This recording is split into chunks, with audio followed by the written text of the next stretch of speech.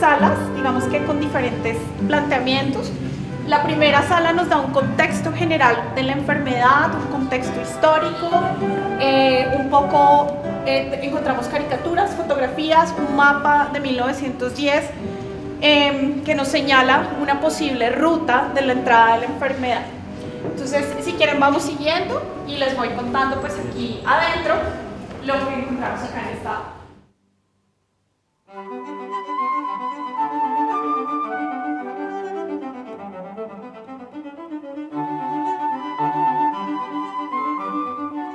Era muy importante abrir el diálogo de la exposición con esta pieza que es el botiquín, ¿no? Como lo primero, la guerra, que ya pues nos tiene en un contexto de muerte, de enfermedad, de una gran tragedia, ¿cierto?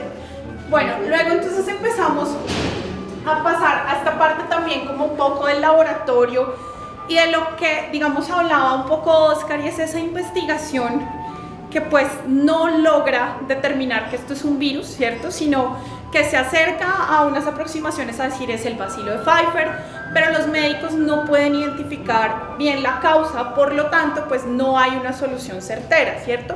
¿Qué empieza a ocurrir? Sobre todo en un país tan pobre como Colombia en ese momento, pues lo que va a empezar a ocurrir es que la gente va a empezar a acudir a las farmacias, quienes tienen dinero, a los médicos, porque no todos podían acceder evidentemente al servicio médico. Entonces lo primero que empezó a hacer la gente fue recurrir a ciertas medicinas, por ejemplo la quina, que va a ser fundamental en tratamiento de la malaria, pero tenemos todo el tema de la botica, ¿cierto? La aspirina, que ya es un medicamento comercial en ese momento y que lo vamos a ver en algunas de las publicidades también de estos periódicos. ¿En qué año está? Estamos en 1918 y todo este gran rollo que acabamos de contar ocurre aquí en Colombia solamente 2 meses, o sea, nosotros no tuvimos las 3 olas. Estuvimos en parte de la segunda, en un periodo muy cortito, donde nos terminamos inmunizando a la mala, porque a todo el mundo le va a dar el virus, solo que unos sobreviven y otros no, desafortunadamente. ¿Cuánto costaba una consulta médica?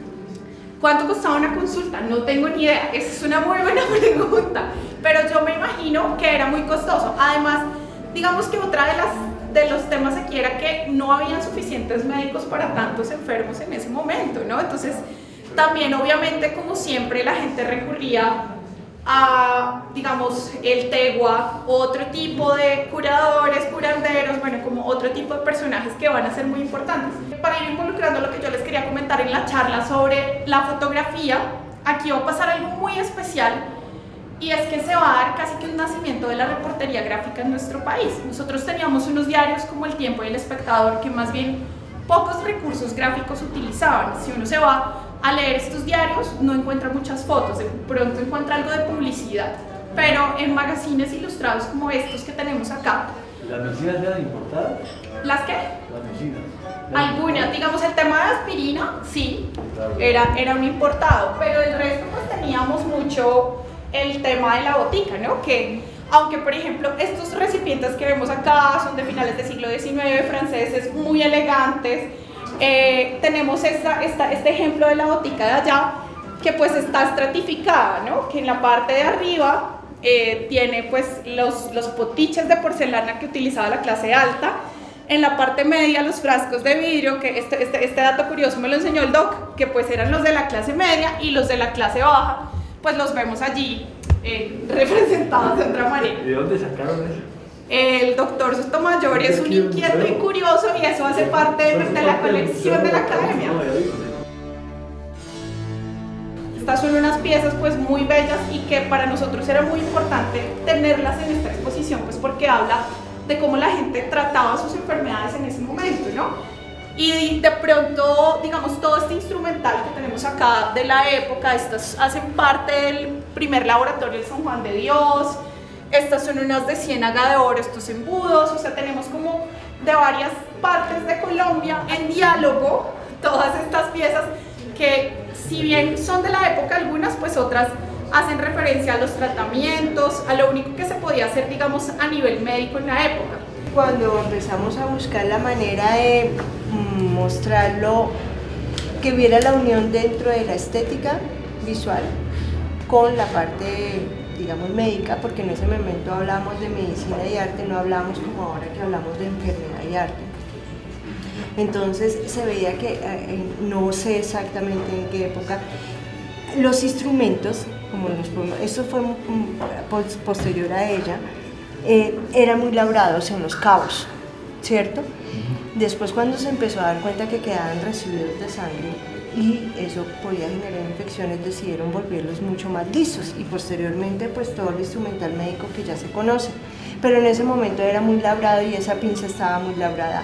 Al final, aquí la idea era como poner en diálogo todas estas piezas que son de instrumental y pues que nos ponen en contexto de cómo operaba un médico y de cómo operaban incluso los médicos, sus maletines, como todo lo aparatoso también que era para el médico hacer sus visitas. Y bueno, acá en esta sala pues entonces tenemos las caricaturas de Pepe Gómez, que ya vimos algunas en la charla, algunas de las fotos, incluso de estas personas de la Junta de Socorros. Allá hay un grupo de señoras y mujeres cosiendo uniformes para los médicos y para los enfermos, y bueno, otras mujeres colaborando con todos los niños huérfanos, porque si algo pasó en el 18 es que quedaron un montón de bogotanos y de chicos pequeñitos solos y desatendidos.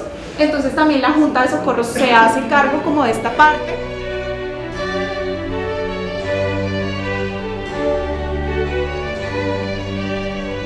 Estas fotos, que son tal vez las más duras, muchas de estas de Bogotá Gráfico, lamentablemente no se conocen los nombres de los fotógrafos. Eso es algo muy triste porque creo que hay una gran materia para investigar. Está muy virgen ese tema de saber quiénes hicieron estos registros tanto en Cromos como en Bogotá Gráfico. Y pues como les decía, sale el fotógrafo a la calle a registrar este tipo de cosas, ¿no? Los cadáveres, los niños muertos, una mujer con un bebé de brazos que acaba de fallecer, esta carreta macabra que la titula así el periódico, y me acuerdo un poco de una pintura de Bruegel que es de la peste, donde se ven los esqueletos cargando carretas de muertos. Entonces, en esta sala pues vemos como los resultados y esta última caricatura que dice que la gripe se despide de Bogotá. Se cierran los espacios noticiosos de prensa con este tipo de imágenes y de noticias. Y bueno, luego de todo este drama, por las fuertes lluvias, Bogotá se inunda. Entonces, pues muy dramático todo, pero muy bueno, muy interesante reflexionar sobre este pasado que hoy nos compete tanto. Este es un hospital improvisado en San Diego, en el centro. Fue de los hospitales que se improvisaron. Y pues aquí los sepultureros se agotan, se enferman, se mueren algunos, entonces sacan a los reos de prisión para que empiecen a enterrar gente. La gente saca de sus casas los muertos porque ya no hay un rito funerario. Creo que también nos pasa con COVID de alguna manera. Entonces pues como que todos esos puntos y esos encuentros hacen que nos interesemos y empecemos a hacer toda esta búsqueda de prensa, y pues esperamos que lo hayan disfrutado. Muchísimas gracias. Gracias.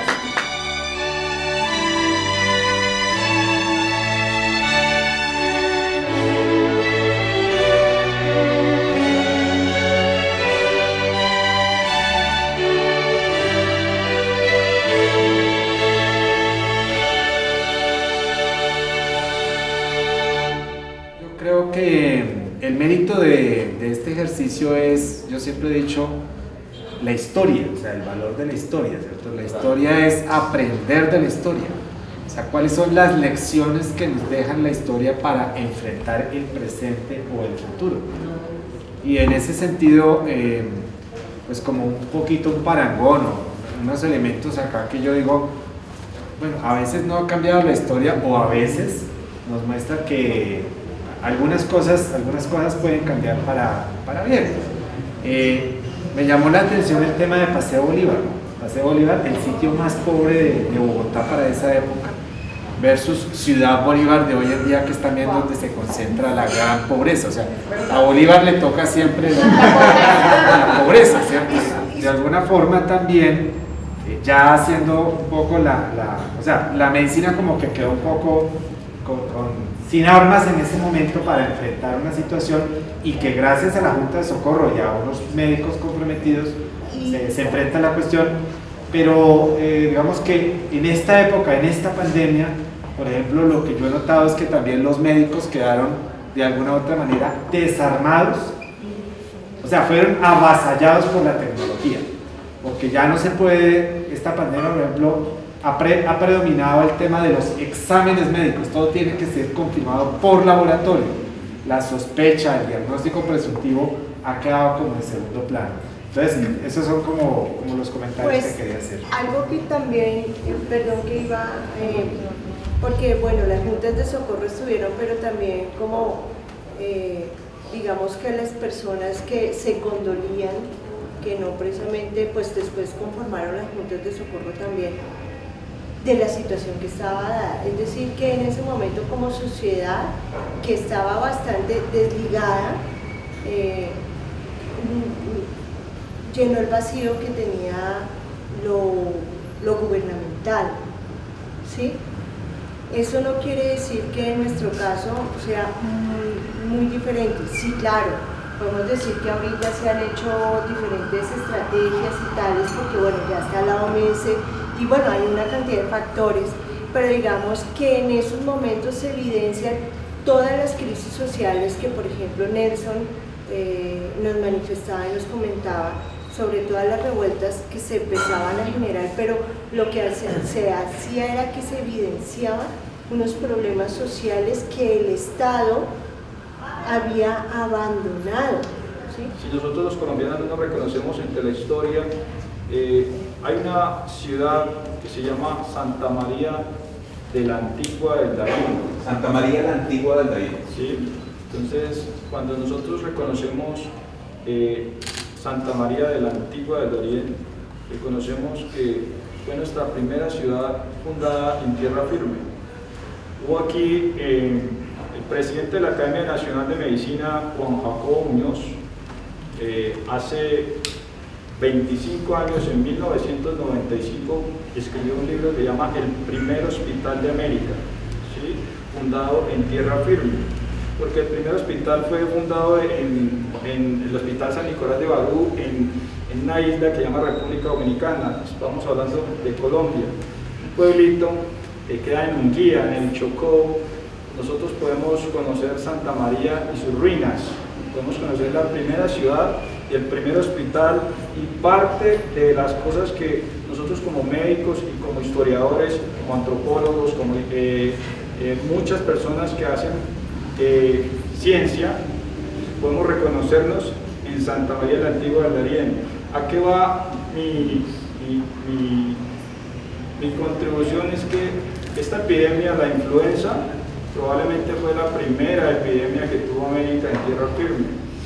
Nosotros analizamos un médico español que se llama Conrado Rodríguez. Conrado Rodríguez es un médico antropólogo que ha escrito muchos libros, sobre todo la peste en los Guanches. Entonces, esa peste ocurrió en el año de 1493, cuando los españoles desembarcaron y conquistaron el pueblo de las Islas Las Canarias. Las Canarias quedan en Tenerife. Entonces, ¿a qué va esto? Que Oscar dijo que hubo una peste aquí en Colombia y en el segundo viaje de Cristóbal Colón. Esa peste fue importada de Europa aquí a Colombia en el segundo viaje, probablemente por cerdos, por aves, que fueron traídos, y generalmente en qué pueblo o en qué ciudad desembarcaban y se reaprovisionaban eran en las Islas Las Canarias, ¿sí? Entonces, si vemos los diarios de Cristóbal Colón, analizamos cómo en el viaje ellos paran siempre en un determinado sitio a recargar y aprovisionarse de elementos, entre esos vacas, cerdos y aves, ¿sí? Entonces, ¿a qué va esto? En 1514, cuando llegó Pedro Arias Dávila a Santa María de la Antigua del Darién, describe la modorra. Ustedes pueden decir, ¿qué es la modorra? La modorra es la enfermedad nosotros en términos médicos hablamos de una enfermedad que usted se caracteriza por estar postrado, tener una probable encefalitis y tener algo que se llama Actualmente nosotros lo denominamos como encefalitis de von Econo, ¿sí? Entonces esas encefalitis probablemente pueden ser complicaciones de enfermedades virales. ¿Cuál es la enfermedad viral Pero más frecuente? siempre la moras tiene una condición sine qua non y tiene que ver con el calor, porque uno le da un calor y le da un Exacto. o sea, eso es, Exacto. eso es fundamental. Calor y Cuando moras son nosotros- unos términos. Si nosotros miramos la selva, el Darién es el tapón del Darién. ¿sí? Ahora sigue siendo una selva, ¿no? ¿Te imaginas que el Darién es uno de los lugares más inhóspitos y más agrestes del planeta, en donde hasta Neil Armstrong se fue a entrenar al Darién para poder ir a la Luna? Ustedes los historiadores nos narran a nosotros un periodo de la vida, ¿no? Lo pueden plasmar en litografías o lo que sea. Pero yo veo en la profundidad de esto algo muy importante que no lo conoce el pueblo colombiano, que es la unión que hicieron los médicos, seguramente muchas mujeres, en el momento crítico. No el Estado, lo hizo la gente. Eso es demasiado importante. Ahí falló el Estado, no aparece en ninguna parte. Ustedes no han salvado nada del Estado. De manera pues que siempre el Estado ausente en la vida del hombre, ¿no? De manera pues que yo sí quisiera animarlos a los historiadores para que estudien ese momento histórico del desprendimiento de unos médicos, unas señoras, unas enfermeras, y ponerlo eso como un paradigma de que sí se pueden hacer las cosas, de que la comunidad sí puede unirse para colectividad. esto. Para los jóvenes me parece muy importante, verles eso como ejemplo. Ellos no lo conocen, los jóvenes, no lo conocen, ni están en las redes sociales, nadie habla de esto. Yo he estado sumamente motivado. Sí, exactamente. Mucha gente suele quedarse con este tipo de cosas en su casa, ¿no? Atesorar el patrimonio, y es que es muy difícil encontrar, por ejemplo, uno lee el libro de Serrano de la historia de la fotografía en Colombia y uno dice, esta investigación es tan seria que a este señor le tocó buscar a todas estas familias prestantes dueñas de estas fotos.